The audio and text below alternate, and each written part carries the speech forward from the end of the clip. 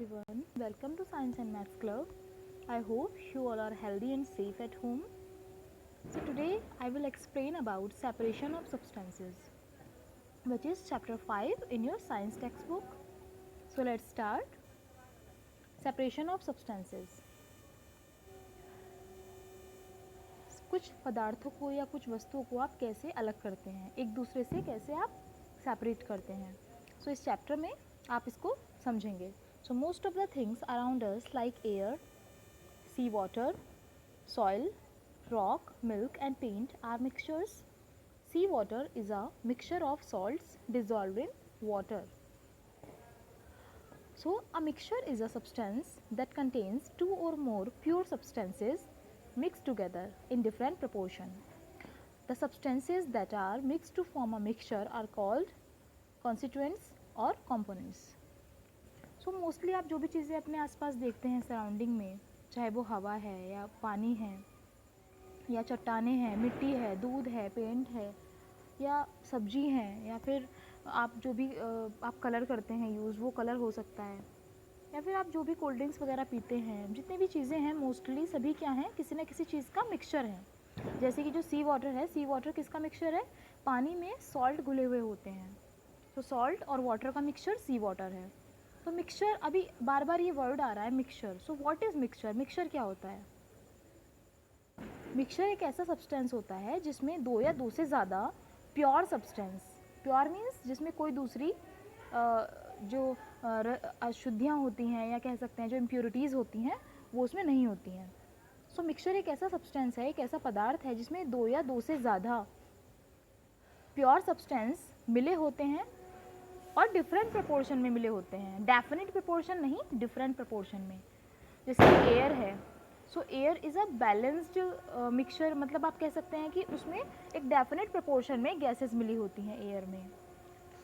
Air is a combination of different gases in a definite proportion. But mixture में क्या होता है, दो या दो से ज़्यादा प्योर सब्सटेंस मिले होते हैं लेकिन डिफरेंट प्रपोर्शन में मिले होते हैं. सो जो उसमें सब्सटेंस मिले होते हैं, जो मिलके मिक्सचर बनाते हैं, वो क्या कहलाते हैं? कॉन्स्टिट्यूएंट्स या फिर कंपोनेंट्स, मीन्स घटक. जैसे कि आपका खाना है, सो खाने के कौन कौन से कॉन्स्टिट्यूएंट्स हैं या कंपोनेंट्स हैं जो आपका बैलेंस डाइट होती है. बैलेंस डाइट में कौन कौन से आते हैं? जैसे वाइटामिन्स, कार्बोहाइड्रेट्स, फैट्स, फाइबर या रफेज. तो ये सभी क्या है? उसके कॉन्स्टिट्यूएंट हैं, मतलब ये उसको मिलके बैलेंस डाइट बनती है. जैसे आप सब्जी बनाते हैं, सब्जी सपोज दैट आपने आलू टमाटर की सब्ज़ी बनाई है, तो उसके कॉन्स्टिट्यूएंट क्या है? आलू, टमाटर, मसाले, पानी, ऑयल, ये सभी क्या है? उसके कॉन्स्टिट्यूएंट्स हैं. So the substances components present in a mixture do not lose their identity. These components can usually be separated by simple physical methods.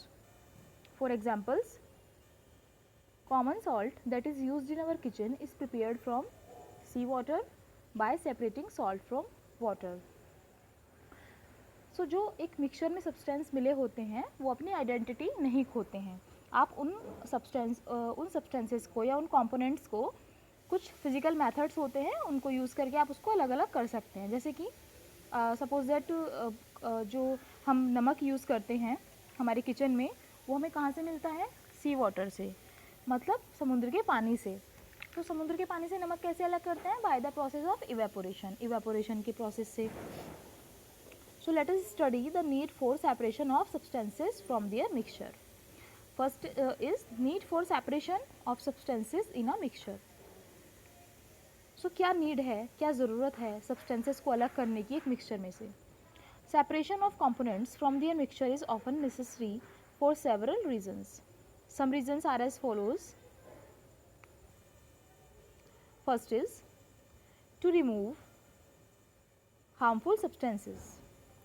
आपने एक मिक्सचर है आपका, अब उसमें कुछ चीज़ें मिली हुई हैं, तो आपने वो क्यों आपको रिमूव करनी है, क्यों उसको सेपरेट करना है?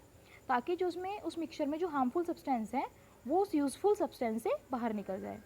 Suppose that we buy wheat, rice and pulses from the market. These food grains usually contain small pieces of stones and insects. These pieces of stones and insects are harmful to us, so we separate them from wheat, rice and pulses before using them. जैसे आप market से चावल, दाल या गेहूँ लाते हैं खरीद कर, तो उसमें यूजुअली उसमें थोड़ी कुछ इम्प्योरिटीज़ मिली होती हैं, छोटे छोटे कंकड़, छोटे छोटे स्टोन्स मिले होते हैं, या फिर इंसेक्ट्स मिले होते हैं. आपने देखा होगा कुछ चावलों में कीड़े पड़ जाते हैं. सो खाने से पहले उन इंसेक्ट्स को या स्टोन के जो पीसेज हैं छोटे छोटे, उनको निकालना पड़ता है क्योंकि ये हमारे लिए हार्मफुल होते हैं. सो अब आपको समझ आया कि वो जो मिक्सचर था जिसमें इम्प्योरिटीज़ भी मिली हुई थी और गेहूँ भी था या चावल था, उसमें से हार्मफुल सब्सटेंस को निकालने के लिए. सो हमें ये नीड होती है सेपरेशन की. जैसे आप धनिया लाते हैं मार्केट से सब्जी में, तो या फिर जैसे सरसों का साग है या पालक है, तो आप उसमें क्या देखते हैं, कुछ घास मिली होती है, तो आप उसको सेपरेट करते हैं बाय हैंड पिकिंग. हाथ से ही तो आप अलग करते हैं. सो अभी आप ये आगे इसमें मेथड पढ़ेंगे, separation, method of separation, hand picking. So next is to obtain useful components. अभी आपने हार्मफुल सब्सटेंस को निकाल दिया, तो अभी जो आपको उसमें जो बचा हुआ है वो क्या है, वो है useful components. So crude petroleum is a mixture of various components such as petrol, diesel, kerosene and petroleum gas. So we separate the components of petroleum to obtain these useful components. जैसे कि जो crude petroleum है, जो खदानों में से निकाला जाता है, जो ज़मीन के अंदर से निकाला जाता है, तो उसमें क्या होता है, पेट्रोलियम के जो कुएँ होते हैं, वेल, उसमें से निकाला जाता है. सो वो भी एक मिक्सचर होता है, और उसमें कौन कौन से कंपोनेंट्स होते हैं, जैसे petrol, diesel, kerosene, petroleum gas. So ये सभी उस क्रूड पेट्रोलियम में मिले होते हैं. सो हमें ये सभी जो कंपोनेंट्स हैं वो पेट्रोलियम से हमें अलग करने होते हैं. क्यों? ताकि हमें ये यूज़फुल कंपोनेंट्स हम प्राप्त कर सकें. So kerosene is used as a household fuel, whereas petrol and diesel are as useful in vehicles. So students, जो केरोसिन आपने देखा होगा, केरोसिन लैंप जलते हैं केरोसिन से, जो घर है, घरों में फ्यूल के रूप में ये यूज़ होता है as a fuel. Petrol, diesel भी आपने देखा होगा, व्हीकल्स में फ्यूल एज अ फ्यूल आप यूज़ करते हैं पेट्रोल पंप से. So to next is to remove undesirable substances. You might have seen your mother preparing tea by adding tea leaves, sugar and milk in boiling water. So after the tea is prepared, she separates the tea leaves from tea by using a tea strainer. Why does she do this? This is done because the used tea leaves have become an undesirable components. So we separate the components of a mixture to remove undesirable substance. So third जो है need, वो क्या need है कि जो undesirable substance है, जिसको हम नहीं चाहते कि हम उसका यूज़ करें, उसको निकालने के लिए यूज़फुल सब्सटेंस में से. जैसे कि आपने देखा होगा कि आपके घरों में चाय बनती है. सो जब चाय बनती है, आप उसमें क्या क्या डालते हैं, चीनी, चाय पत्ती, दूध, पानी. सो लास्ट में आप क्या चीज़ यूज़ में लेते हैं, सिर्फ चाय. उसको आप छानते हैं. सो किससे छानते हैं, टी स्ट्रेनर से. जो चलनी होती है उसको टी स्ट्रेनर बोलते हैं. और आप क्यों छानते हैं, क्योंकि जो उसमें रेसिड्यू होता है, मतलब जो उसमें बचा हुआ पार्ट होता है टी लीव्स का, वो आपके लिए अनयूज्ड होता है. मतलब आप उसका अब आगे यूज़ नहीं करेंगे, वेस्ट प्रोडक्ट होता है. आप उसको खाते तो नहीं है, उसको आप क्या करते हैं, टी स्ट्रेनर से निकाल देते हैं दूसरी साइड में, और आप चाय को पी लेते हैं. सो वो जो बची हुई जो चाय पत्ती है, जो यूज़ में आ चुकी है चाय बनने में, सो वो क्या होती है, एक अनडिज़ायरेबल सब्सटेंस होती है जिसका आप आगे यूज़ नहीं करते हैं. सो दैट्स वाई आप उसको उस मिक्सचर में से, जो चाय का मिक्सचर है, उसमें से निकाल लेते हैं, और आपकी जो चाय होती है लिक्विड फॉर्म में, वो आप यूज़ कर लेते हैं. सो next is method of separation. कौन कौन से मेथड्स हैं सेपरेशन के, चीज़ों को सेपरेट करने की. देखिए, कुछ चीज़ें सॉलिड होती हैं इम्प्योरिटीज़ में, कुछ लिक्विड इम्प्योरिटीज़ होती हैं, कुछ गैसियस होती हैं. सो इसलिए अलग अलग टाइप की इम्प्योरिटीज़ को अलग करने के लिए अलग अलग मेथड्स होते हैं सेपरेशन के. To separate a component from its mixture, we should first find out some of its properties that would be different from the remaining components of the mixture. Some simple methods of separation of substance that are mixed together are as follows. So एक mixture में से उसके components को अलग करने के लिए सबसे पहले आपको उसकी प्रॉपर्टीज़ जाननी होती हैं कि उस मिक्सचर की, या फिर उस मिक्सचर में जो कंपोनेंट्स हैं, उस कंपोनेंट की क्या क्या प्रॉपर्टीज़ हैं, उसके अंदर कौन कौन सी क्वालिटीज़ हैं. सो उसके बाद आप ये देखेंगे कि कौन से दो कंपोनेंट एक दूसरे से अलग हैं क्वालिटीज़ में. सो आप उसी तरीके से आप मेथड्स का यूज़ करेंगे सेपरेशन के. So first is separation of solid substance from a mixture. Suppose that एक मिक्सचर है और उसमें जो इम्प्योरिटीज़ हैं या फिर आप जो डिज़ायरेबल सब्सटेंस आप पाना चाहते हैं, ऑब्टेन करना चाहते हैं, वो सॉलिड है। तो सॉलिड सब्सटेंस को सेपरेट करने के लिए कौन सा मेथड यूज़ करेंगे? Hand picking. हैंड पिकिंग मतलब हाथ से छांटना या फिर हाथों से निकालना जो आपका डिज़ायरेबल सब्सटेंस है उसमें से अनडिज़ायरेबल या फिर वेस्ट प्रोडक्ट को हाथों से निकालना। जैसे कि आप धनिया में से जो घास होती है, घास की पत्तियाँ हाथ से चुन चुन के निकालते हैं, सो वो हैंड पिकिंग होता है। या फिर आप चावल में से कीड़े भी हाथ से निकालते हैं। सो what is hand picking? Let's see the language. The grains and pulses that we buy from the market may contain undesirable components like small stones and insect also. So these components look very different from the food grains. So they are of different size and colors. So they can be seen easily to get undesirable components can be such undesirable components can be removed by hand picking. तो आपने देखा होगा जो आप दाल या चावल लाते हैं, गेहूँ लाते हैं, सो उसमें कुछ इम्प्योरिटीज़ मिली होती हैं जो अनडिज़ायरेबल होती हैं, मतलब जिसको आप नहीं चाहते यूज़ करना। सो उसको आप निकालेंगे कैसे? देखिए, क्योंकि उसका साइज़ इतना बड़ा होता है कि आप इजीली अपने हाथ से उसको उठा सकते हैं, आप इजीली उसको देख सकते हैं अपनी आइज़ से, आँखों से। और वो डिफरेंट साइज़ की होती हैं और वो अलग कलर की होती हैं उस चावल या दाल से थोड़ी, तो आप उसको ईजिली उसको देख सकते हैं। दैट्स वाई आप उसको ईजिली पिक कर सकते हैं। So that's why this method of separation is called hand picking. Next method is, चलिए पहले इसका डायग्राम है उसको समझ लेते हैं।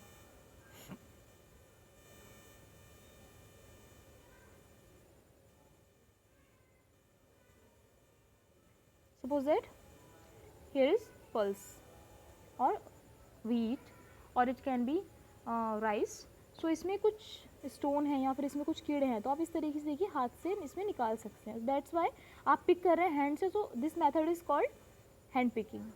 So it is a convenient method of separation only when, ये कब कन्वीनियंट होगा आपके लिए? जब द साइज, शेप एंड और colour of the unwanted substance is different from that of the useful one, the quantity of the mixture is small and the unwanted substance is present in small quantity. देखिए कब ये convenient होगा, कब आप easily hand picking use कर सकते हैं? देखिए जब जो आपकी इम्प्योरिटी है वो साइज़ में और शेप में और कलर में अलग हो, किससे? यूज़फुल सब्सटेंस से, दाल चावल से। या फिर जो आपका मिक्सचर है वो क्वांटिटी में कम हो। सोचिए कि अगर आपको बहुत सारा मिक्सचर दे दिया जाए तो उसमें आपको निकालने में कितना टाइम लगेगा। सो ये कब यूज़ होता है? जैसे आप मिक्सचर आपका कम है क्वांटिटी में, सो आप ये यूज़ कर सकते हैं। या फिर जो उसमें अनवांटेड सब्सटेंस है या फिर जो भी उसमें इम्प्योरिटीज़ मिली हुई हैं, सॉलिड इम्प्योरिटीज़, वो स्मॉल क्वांटिटी में है, मतलब बहुत ही कम है, तो आप यूज़ कर सकते हैं। अगर सोचिए कि आपके पास जो यूज़फुल सब्सटेंस है वो बहुत थोड़ा सा है और उससे 3 टाइम्स जो है उसमें इम्प्योरिटीज़ मिली हुई है, तो वो मुश्किल हो जाता है करना। सो दैट्स वाई आप कब यूज़ करेंगे अभी मैंने आपको बता दिया है। So next method is threshing. What is threshing? देखिए थ्रेशिंग क्या होता है? थ्रेशिंग होता है, आप इसको इजी वर्ड्स में समझ लें, थ्रेशिंग होता है जब आप जो अनवांटेड सब्सटेंस है या फिर जो स्टॉक होता है या कोई पौधा होता है उसमें से आप जो उसके दाने होते हैं उसको पीट पीट कर निकालते हैं। जैसे कि आपने देखा होगा जब चावल, जो धान का पौधा होता है, धान से जो उसका फल होता है, मतलब जिसमें से चावल निकलता है, उसको पीट पीट कर निकालते हैं। सो वो प्रोसेस होता है थ्रेशिंग। तो cells like wheat and rice need to be separated from the stalk. The process of separating grains from the stalk by beating them on the ground or using a machine is called threshing. दानेदार अनाज जैसे कि गेहूँ या चावल को separate करने के लिए हम ये यूज़ करते हैं, और इसको किससे सेपरेट किया जाता है? स्टॉक से, मतलब जो उसका पौधा होता है सूखा हुआ। सो ऐसा प्रोसेस जिसमें दानों को उसके स्टॉक से या पौधे से उनको पीटकर, ज़मीन पर पीटकर या फिर मशीन के द्वारा, मशीन की हेल्प से अलग किया जाता है, वो थ्रेशिंग कहलाता है वो प्रोसेस। स्टॉक से जो दाने हैं, स्टॉक से दाने को अलग करना है, कैसे? पीटकर ज़मीन पर या फिर मशीनों से। So this process is called threshing. It is done in the following veg. अब इसके लिए कौन कौन सी रिक्वायरमेंट है? In manual threshing, manual means जब कोई इंसान थ्रेशिंग कर रहा हो, मतलब इंसान कैसे करेगा? पीट पीट के करेगा, मशीन तो पीटेगी नहीं ना किसी पौधे को। सो इंसान, जब कोई भी ह्यूमन बीइंग या फिर जो मजदूर होते हैं वो जब ये प्रोसेस यूज़ करते हैं, सो वो कहलाता है manual threshing. The farmer holds a pile of crop in his hand and hits it on a rock or any hard surface. During this process the grain separate from the stalk. मतलब जब जो farmer होते हैं वो threshing करते हैं या वो अनाज अलग करते हैं स्टॉक से, तो वो एक गट्ठा सा बना लेते हैं, पाइल मतलब ढेर बना लेते हैं, और उसको हाथ में पकड़ के, फसल के उस ढेर को हाथ में पकड़ के किसी पत्थर पर मारते हैं या फिर किसी हार्ड सरफेस पर मारते हैं। सो जिसकी वजह से मारने पर या बीट करने पर उसको जो उसके दाने हैं वो अलग निकल जाते हैं और आपके हाथ में क्या रह जाता है, स्टॉक। देखिए इस तरीके से है ये। देखिए ये हाथ में लेकर ये जो फार्मर है, आप देख पा रहे हैं, ये फार्मर ने इस तरीके से इसको पाइल लिया हुआ है, पाइल मीन्स थोड़ा सा ढेर है इसके हाथ में ये। अब ये इस तरीके से इसको मार रहा है। देखिए ये हार्ड सरफेस है या फिर किसी पत्थर पर भी मार सकते हैं, पत्थर नहीं तो कोई हार्ड सरफेस ले सकते हैं। और जब ये मार रहा है तो ये झटके से इसके दाने आगे निकल के गिर रहे हैं। या फिर जो मशीन होता है उसको थ्रेशर बोलते हैं। सो थ्रेशर इस तरीके से, जब गेहूँ की फसल आती है अप्रैल में, तो थ्रेशर का यूज़ होता है। आप देखते होंगे खेतों में मशीन लगती है। सो इसमें आप हस्क लगाते हैं और इधर से फिर नीचे की तरफ ऐसे दाने निकलते हैं, पीछे से आप इसमें ये लगाते हैं स्टॉक।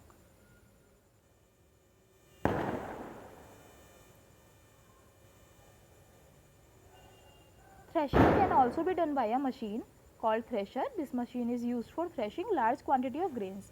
देखिए जो मैनुअल थ्रेशिंग होती है वो तभी यूज़ होती है जब आपके पास जो क्रॉप है वो स्मॉल क्वांटिटी में हो, मतलब बहुत ज़्यादा ना हो। अगर आपके पास बहुत ज़्यादा क्रॉप है और आपको अलग करना है तो मैनुअल थ्रेशिंग में बहुत टाइम लगता है और बहुत सारे जो वर्कर्स होते हैं वो लगते हैं। सो आपका जो टाइम है, जो एनर्जी है, वो सब ज़्यादा लगती है मैनुअल थ्रेशिंग में। तो इसीलिए आजकल प्रेफर किया जाता है कि मशीन से या जो थ्रेशर होते हैं उनसे ये प्रोसेस किया जाता है। सो दैट्स वाई उसमें टाइम भी कम लगता है और उसमें मेहनत भी कम लगती है। So next method of separation is winnowing. Winnowing क्या होता है, इसमें जो दाने आपको मिलते हैं फसल के, जो सीरियल्स होते हैं, सो उसमें कुछ हल्का सा कूड़ा होता है जिसको आप कहते हैं भूसा कह सकते हैं, भूसी कह सकते हैं। सो उस वो भूसी हल्की होती है चावल के दाने से।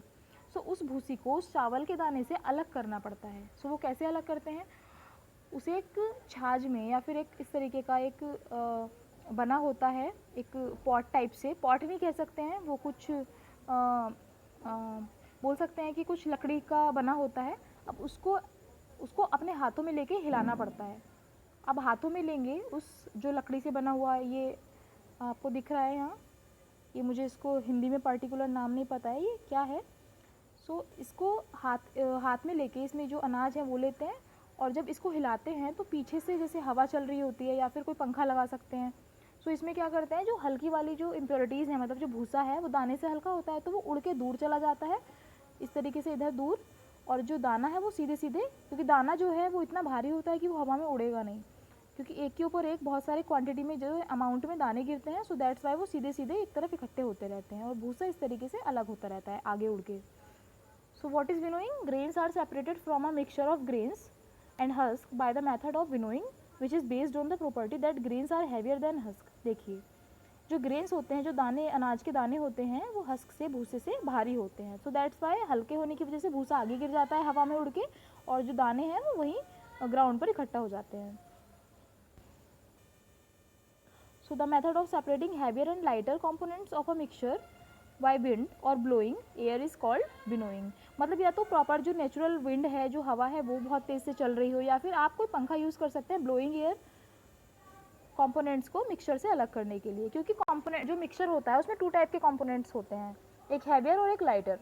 सो जब भी 2 टाइप के मिक्सचर में 2 टाइप के कंपोनेंट हैं, एक तो बहुत हल्का है और एक बहुत भारी है, मतलब तो आप विनोइंग का यूज़ करेंगे। देखिए यहाँ एक एक्टिविटी है, to understand the process of winnowing. आप इस एक्टिविटी को पढ़ेंगे और आप खुद से इसको समझने की कोशिश करेंगे घर पर। अगर आपको समझ में नहीं आता है तो देन आप मुझसे पूछ सकते हैं मेरे पर्सनल व्हाट्सएप नंबर पर, जो मैंने आपको ग्रुप में प्रोवाइड कराया है। सो नेक्स्ट जो इसका मेथड है, सीविंग।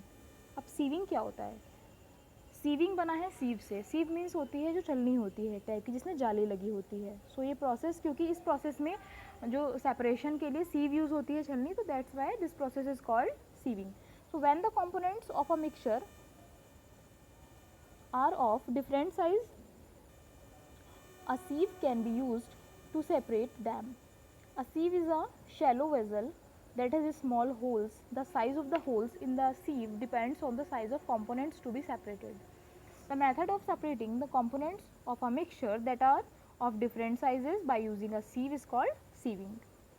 सो जब किसी मिक्सचर में जो कंपोनेंट्स हैं वो डिफरेंट साइज़ के हैं तो एक चलनी यूज़ होती है, सीव यूज़ होती है उनको अलग करने के लिए। जो सीव क्या होती है, सीव कैसी होती है, जो सीव होती है वो एक लकड़ी का फ्रेम कह सकते हैं या फिर किसी मेटल, एल्यूमिनियम या लोहे का फ्रेम होता है जिसमें जाली लगी होती है, जिसमें छोटे छोटे रेक्टेंगुलर शेप के होल हो सकते हैं, बहुत छोटे, बहुत टाइनी होल हो सकते हैं या फिर स्क्वायर शेप के होल हो सकते हैं।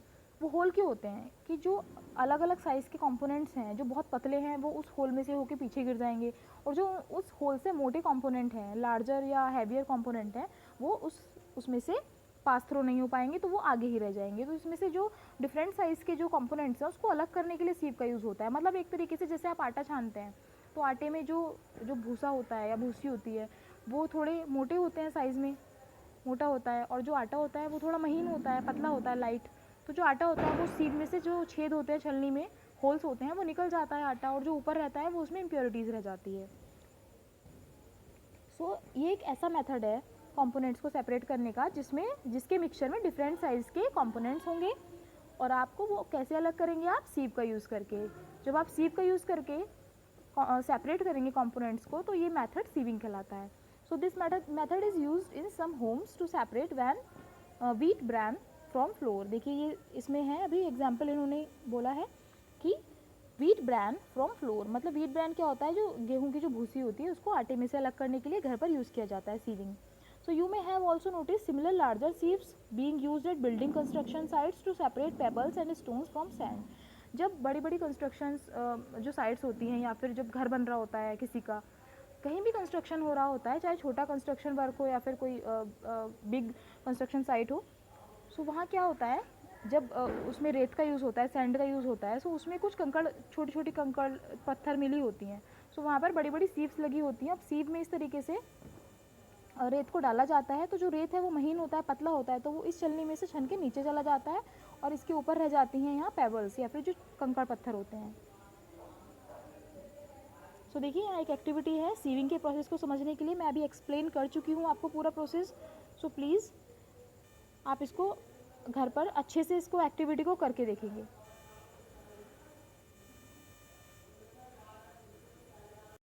So my dear students, I am going to end this video now.